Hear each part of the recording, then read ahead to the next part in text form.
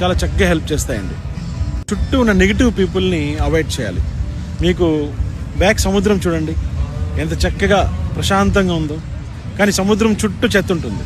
అదేవిధంగా మన మైండ్ కూడా, మన మైండ్ని ప్రశాంతంగా పెట్టుకొని మన చుట్టూ జరుగుతున్నటువంటి నెగిటివిటీని చెత్తలాగా బయటపడేయాలి. అప్పుడు కానీ మనం ముందుకెళ్ళలేము. మన లైఫ్లో కొంతమంది చూసినట్లయితే ఎప్పుడు సీరియస్గా ఉంటారు. వాడు నవ్వాలంటే చాలా కష్టం. వాడు పక్కన కూర్చుంటే మనకు కూడా నవ్వాలంటే కష్టం. వాడిని మనం నవ్విద్దామని ట్రై చేసినా కూడా వాడు నవ్వడు, నో రియాక్షన్. అలాంటి వాళ్ళని కూడా మనం పక్కన పెట్టేయాలి. మీరు కొత్తగా ఏదైనా ట్రై చేస్తున్నప్పుడు చాలా అడ్డంకులు వస్తాయి. ఆ అడ్డంకులు వచ్చినప్పుడు మనం వాటిని ఎలాగా ఫేస్ చేయాలని సొల్యూషన్ ఎతకాలే కానీ ఎవడైతే మనకు అడ్డు పెడతాడో వాడితో కూర్చొని మాట్లాడకూడదు.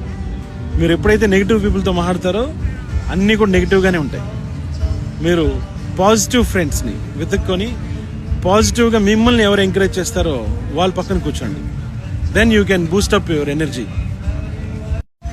2025లో మనం ఏదైనా సాధించలేకపోయాము అనిపించినప్పుడు మీరేం చేయాలంటే, 2025లో అవ్వలేదు, 2026లో అవ్వచ్చు కదా.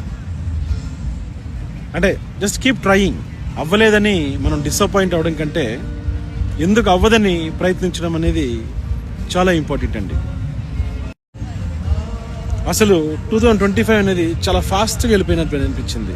యాక్చువల్గా ఆఫ్టర్ కోవిడ్ టైం ఎందుకో స్పీడ్గా వెళ్తున్నట్టు